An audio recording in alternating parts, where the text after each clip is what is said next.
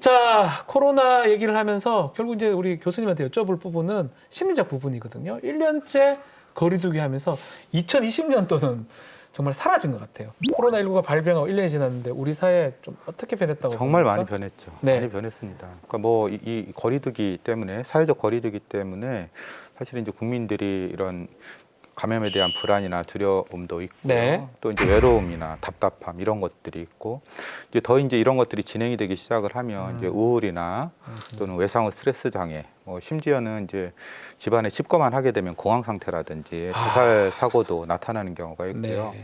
안 좋은 경우가 많이 나타나고 있습니다. 네.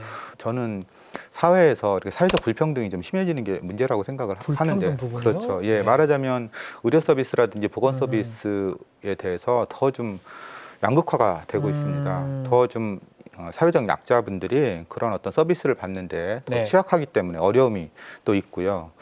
또 학교에서도 보면은 학습 격차가 굉장히 좀 심해졌습니다. 지금 학교에 가지 못하다 보니까 네, 다 평등하게 교육을 못 받는다는 느낌이 그렇죠. 들어요. 맞습니다. 예. 그 가족 문제도 좀 얘기를 좀 해봐야 될 것 예. 같은데요. 가족도 보면은 사실 이제 모든 부모님들이 동의를 하고 계신데 학교는 또 하나의 집입니다. 그렇습니다. 그러니까 사실 뭐 개인 위생이나 수면이나 또는 뭐 식습관이라든지 또는 앉아서 생활하는 정도 위생조차도 전부 다 이제 학교에서 어느 정도 역할을 했었었는데 네. 그런 것들이 이제 없어지니까 굉장히 아이들 생활이 나빠지게 되고 맞습니다. 스마트폰 많이 보게 되고 이러니까 이제 아이들이 중독이 일어나서 말하자면 더 태만해졌습니다. 이런 아이들이 결국 소아 비만이 생기고 아하. 심장병이 늘기 때문에 결국 10년 후에 이 아이들이 커서 청소년이 아하. 되고 어른이 됐을 때는 우리나라의 미래가 굉장히 좀 아픈 아이들이 좀 많아지지 않을까 이런 아하. 걱정도 되고요. 사실 심리적인 부분은 보시면 우리가 바이러스가 호흡기를 통해서 네. 감염이 되지만 사실은 우울증은 미디어를 통해서 바이러스보다 더 빨리 아하. 더 많이 감염이 예. 됩니다. 예, 예. 그러니까 소셜 미디어의 어떤 역할이 정말 커졌다 이렇게 봐야 됩니다. SNS를 보면서 오히려 더 우울해지고 밖에 못 나가고 이러니까 그렇죠. 사람 못 만나니까 그런 것 같아요. 약간 장점도 있습니다. 장점도 있나요? 장점은 뭐 이런 거죠. 우리가 아이가 집에 오래 있으니까 유대감이 좋아졌다, 가족 유대감이 좋아졌다 이렇게 말하는 부모님들도 계시죠. 예. 그리고 직장을 좀 보시면 네. 직장 출근이 좀 줄어들면서 예. 재택근무가 되면서 어떤 분들은 직장에서 어떤 사회적 압력이 좀 감소했다 이렇게 말씀하시는 분들도 계십니다. 긍정적 효과가 있네요. 예, 뭐 있기도 합니다만 네. 대부분은 아마 좀 부정적이고 힘든 일이 아니었나 그렇게 보입니다. 그렇습니다. 뭐 다른 질병하고 이 감염병은 좀 다른 것 같아요. 다른 질병은 자기 질병을 겪고 있는 그 사람만 지금 좀 힘들고 그 극복해내야 되는데 그렇죠. 감염병은 우리 사회 전체가 같이 가야 될 부분 같은데 맞습니다. 이 감염병을 다른 질병과의 비교해서 뭐 좀 다른 점, 극복하는 데 다른 또 특별한 점이 있을까요? 지금 말씀하시는 네. 것처럼 감염은 내가 직접 감염이 되지 않아도 그렇죠. 두렵고 불안하죠. 그래서 사실 온 국민이 다 불안합니다. 내가 불안합니다. 걸리지 않았더라도. 네. 네. 그렇기 때문에 이거는 국가적인 재난이라고 봐야 되고요. 국가와 정부가 나서서 이런 부분들에 대해서 참여하고 이런 어떤 감염을 퇴치하기 위해서 노력을 해야 되는 이유가 네. 됩니다. 가령 예를 들면 신체적인 건강보다 정신적인 건강이 훨씬 더 오래 더 많이 영향을 주기 때문에 국가에서도 관심을 가지고 이런 심리적, 정신적 건강에 대해서 더 노력을 해야 되고요. 네. 굉장히 오래 가기 때문에 예를 들면 예전 재난을 살펴보면 뭐 카트리나 허리케인 같은 경우에는 네. 5년 후에도 문제가 생겼고요. 아하. 그다음에 체르노빌 원전 사고 같은 경우에는 20년 후에도 문제가 생겼다고 해요. 아하. 이 10년 후에도 생길 수 있는 거다. 그렇죠. 재난이기 때문에 우리가 관심을 가지고 더 장기적으로 봐야 됩니다. 자, 코로나 때문에 우울증, 뭐 공황장애 이걸 코로나 블루라고 우리가 표현을 예. 하던데요. 예. 혹시 실제로 코로나 블루 환자를 뭐 접해 본 적은 있는지 교수님? 많이 보죠. 많이 아. 보죠. 코로나 블루가 어느 정도라고 봐야 되냐면 네. 2명 중에 1명 이상이라고 거의 봐야 될 두 정도로. 명 중에 한 명이라고요? 맞죠. 그러니까 지금 여기 스튜디오에도 있다. 예. 이렇게 보셔야 되는 거거든요. 아. 그러니까 이렇게 좀 코로나 블루에 대해서는 조금 더 우리가 관심을 가지고 봐야 됩니다. 네. 뭐 시작이야 뭐 답답하고 두렵고 외롭고 뭐 이제 이런 감정에서 시작을 하지만 점점점 진행을 해서 외상후 스트레스 장애 같은 커다란 네. 병이 되기도 하고요. 또 우울증이나 뭐 심지어는 공황 장애가 나타나기도 하고 이런 네. 어떤 정신적인 문제들이 많이 나타나게 됩니다. 네. 그러니까 사실은 조금 더 우리가 좀 관심을 가지고 이런 부분들을 좀 줄이기 위해서 좀 노력을 해야 되는 것이죠. 어떤 증상이 주로 뭐 답답하다고 그러는 겁니까? 저도 저희 집에도 저희 아내도 그런 것 같기도 하고. 그럼요.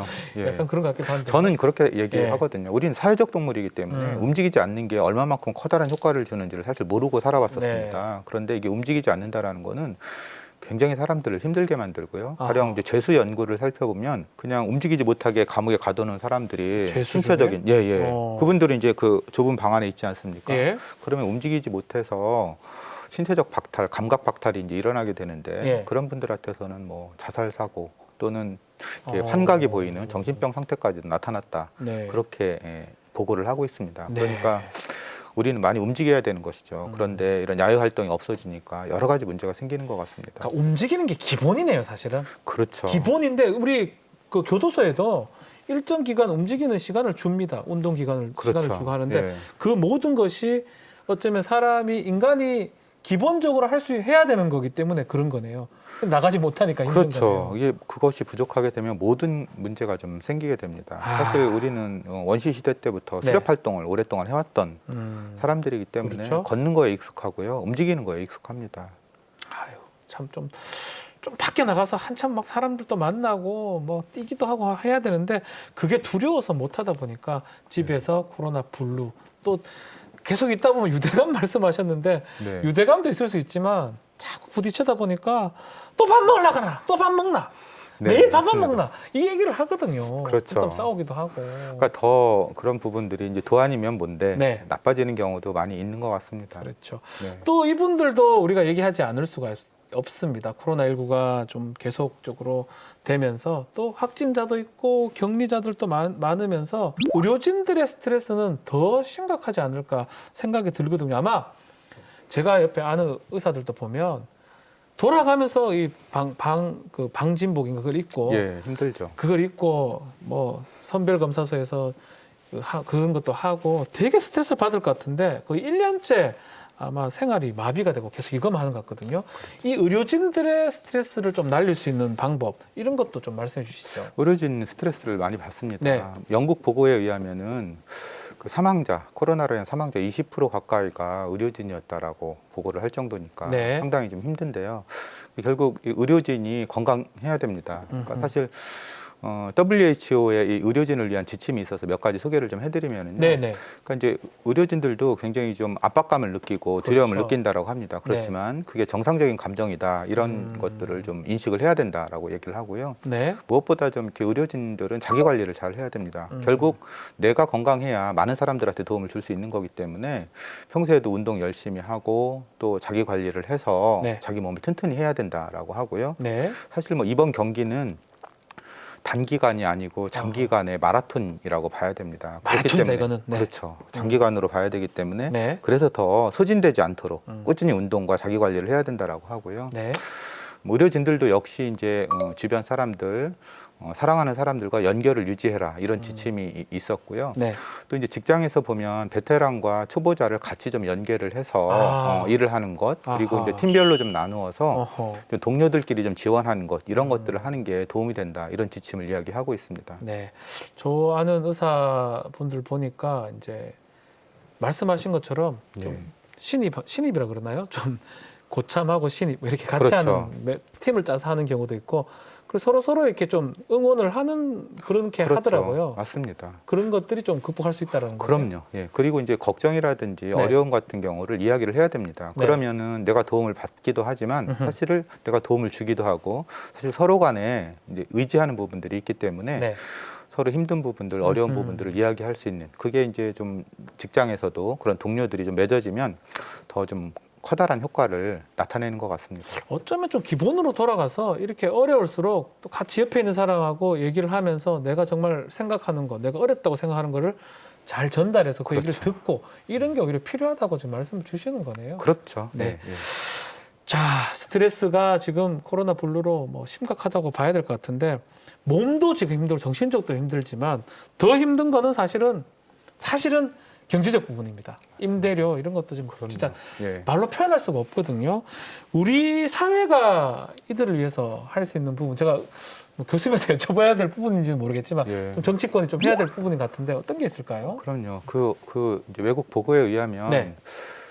이 코로나 이후에 10% 정도의 사람들은 다시 돌아오지 못할 것이다. 이렇게 얘기를 합니다. 그러니까 그 10%는 예. 사회적 약자들이죠. 예, 이제 다시 돌아오지 못한다라는 부분이 되게 가슴이 아팠는데요. 네. 저는 이 코로나 이후에 가장 큰 문제는 이 사회적 불평등이 엄청나게 커진다라는 것입니다. 네. 그러니까 거기서 항상 차별을 받는 분들은 늘 사회적 약자인 거죠. 약자들이 사회를 받을 것이다. 그렇죠. 예. 노인들, 어린아이들, 소수민족, 네. 소수인종들 이런 분들이 이런 차별을 받을 것이기 때문에 그런 부분들에 대해서는 국가가 최우선적으로 경제적인 지원을 해줘야 된다라고 생각합니다. 특히 그렇게 경제적 예. 지원이라는 거는 뭐 지원금, 재난지원금 이런 그렇죠. 걸 그게 제일 말씀하시는 크고 거죠? 네. 저는 그 일자리로 되돌아갈 수 있도록 예. 하는 게 저는 굉장히 큰 문제라고 생각을 하고요. 아. 적어도 교육, 학교와 음흠. 그리고 의료적인 부분들은 최우선적으로 재정적으로 국가에서 지원을 해야 된다 그렇게 생각을 하고요. 네. 아까 말씀드린 것처럼 이게 신체적인 문제뿐만 아니라 이 심리적인 정신 건강의 문제도 있기 때문에 장기적으로 봐야 됩니다. 그래서 네. 뭔가 심리적인 상담 예. 또 재활 문제까지도 같이 국가가 보듬어 안고 노력을 해서 이 부분들을 코로나 이후에 결국 사회로 음흠. 돌려보낼 수 있는 의지를 가지고 노력을 해야 됩니다.